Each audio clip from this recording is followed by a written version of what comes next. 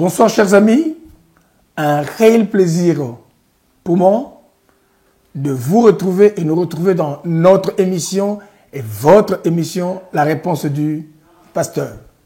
J'espère que vous vous portez bien. Sans plus tarder, je m'en vais découvrir avec vous la question du jour, bien sûr, et nous tirons de notre boîte. Tenez. Doit-on autoriser l'accès à un couple homosexuel dans l'Église? Je reprends la question. Doit-on autoriser l'accès à un couple homosexuel dans l'Église? Une question embarrassante, je dirais peut-être pas, mais ça vaut la peine d'être traité ce soir. Vous imaginez, l'homme est une créature parfaite de Dieu. Et anthropologiquement parlant, quand nous parlons de l'homme, l'homme c'est le choix, la décision du Créateur puissant qui nous a permis que nous puissions venir sur la terre. Alors quand on arrive sur la terre, vivant dans une société donnée, nous avons le choix. Nous avons le choix sur notre vie, sur notre avenir, sur notre devenir. Et nous avons le choix sur notre manière de penser. Nous créons des systèmes de pensée qu'on appelle des philosophies, chacun a sa manière de penser. Bref, nous créons ce qu'on appelle des séries de libertés. La liberté de manger, de vivre, d'émigrer ou d'immigrer, ça dépend du choix que l'on fait. Mais il y a aussi certains qui font le choix de faire de leur corps ce qu'ils veulent. Intellectuellement parlant, c'est quand nous parlons d'un être humain.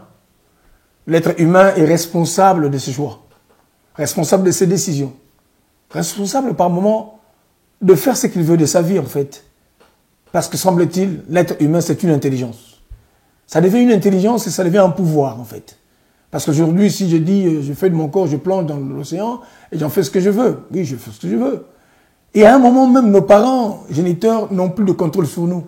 Parce qu'en fait, même l'enfant à un âge nubile choisit de faire ce qu'il veut, de faire les études qu'il veut, d'épouser d'ailleurs la femme qu'il veut, de rester célibataire. J'en sais rien, tout dépend des propensions que l'être humain a dans son esprit.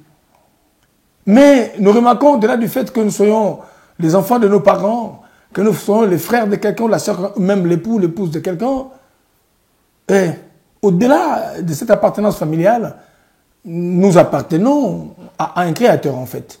Et nous, et nos parents, et ceux qui sont dans ce monde, nous appartenons à quelqu'un. Parce qu'au bout de quelques temps, nous pouvons vivre 100 ans, 150 ans, 200 ans, mais à un certain moment de notre vie, on n'est même plus capable de retenir son souffle.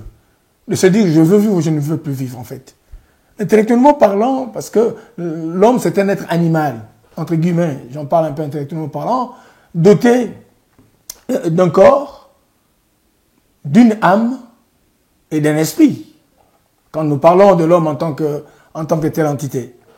Alors, quand nous faisons nos choix, il y a des choix qui nous plaisent, il y a d'autres choix qui nous choquent.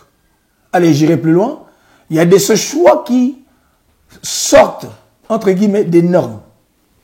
Des normes vitales, j'allais parler. Parce que Dieu, le Créateur, quand il nous crée, Dieu a choisi de nous créer hommes et femmes, bien entendu.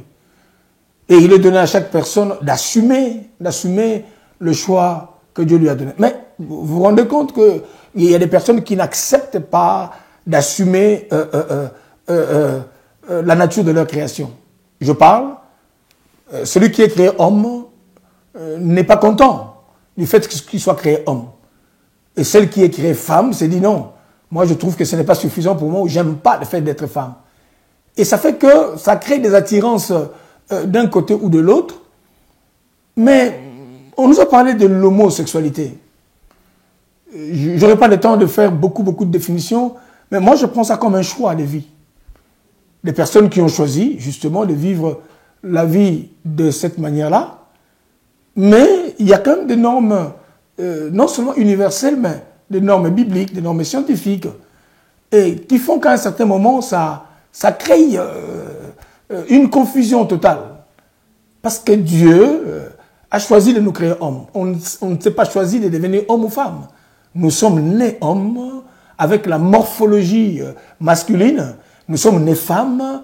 Et bien entendu, je peux vous assurer, parce que si tout le monde devait faire un choix comme ça, on ne serait pas en vie. Parce que parmi les buts, quelques buts de la création, nous parlons sur la continuité de l'espèce. C'est-à-dire qu'on ne peut avoir une continuité de l'espèce qu'en ayant un homme et une femme. Peu importe les manipulations qu'ils font après dans les éprouvettes, mais ça c'est autre chose. Mais du point de vue naturel, pour qu'il y ait continuité d'espèce, et nous on nous a créés, et nous aussi, avec beaucoup d'amour, nous devons permettre à la création de continuer. Alors, quand nous parlons de l'homosexualité, la question se pose. Il peut rentrer au cinéma, il peut rentrer dans n'importe quel endroit. L'Église en soi n'est pas un lieu d'exclusion. Jean chapitre 5 nous montre comme étant l'Église est la maison de miséricorde. J'explique. L'Église n'est pas un endroit où nous faisons des conversions mécaniques. On ne peut pas empêcher une personne de rentrer dans l'Église. Un couple homosexuel, ça n'engage que moi, a le droit de rentrer dans l'Église. Le droit de rentrer. Parce qu'à l'Église, on vient pour Dieu. On vient chercher Dieu. En réalité, si nous pensons que l'homosexualité, c'est vrai, est une abomination, une maladie, mais nous tous aussi qui venons à l'Église, nous sommes malades. Chacun avec son péché. Il n'y a pas de petit péché ou de grand péché.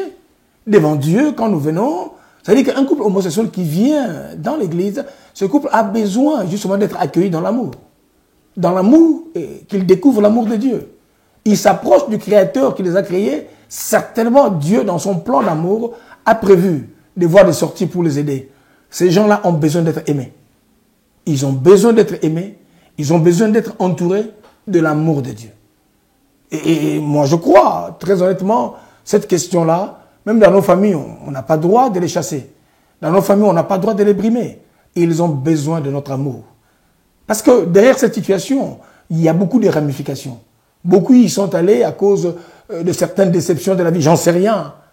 Ou d'autres, je ne crois pas tellement parce qu'ils parlent sur le malformation congénitale. Il y a tellement de raisons, mais pour moi en tout cas, de mon point de vue, bibliquement parlant, les homosexuels peuvent rentrer dans l'église. Parce que quand on vient dans l'église, on vient dans la présence de Dieu. On ne peut pas refuser à quelqu'un qui est dans les besoins l'accès pour aller voir son médecin. D'ailleurs, la Bible me dit ceci, j'aime bien, spirituellement parlant, c'est pour les gens de mauvaise réputation que Jésus est venu. Jésus est venu pour nous sauver, Jésus est venu également pour les sauver. Donnons accès à nous tous qui sommes malades, nous tous qui avons des problèmes. Voilà pourquoi Bartimée, on ne pouvait pas lui fermer la porte. Parce que dans l'Ancien Testament avant, les paraplégiques ou les paralytiques n'avaient pas droit au sacerdoce. Ils ne pouvaient pas rentrer dans le Saint des Saints. Ils ne pouvaient pas. Mais avec l'arrivée de Jésus, libre accès est donné à tous ceux-là qui sont dans le besoin d'être sauvés. Jésus est aussi mort pour les homosexuels. Et dans le cœur de Jésus, il y a une place pour eux parce que nous croyons que le salut peut aussi arriver comme c'est arrivé dans la vie des Zachée. Si vous avez un doute, pensez à la réponse du pasteur. On se revoit dimanche soir à 20 h. À très très bientôt. Merci.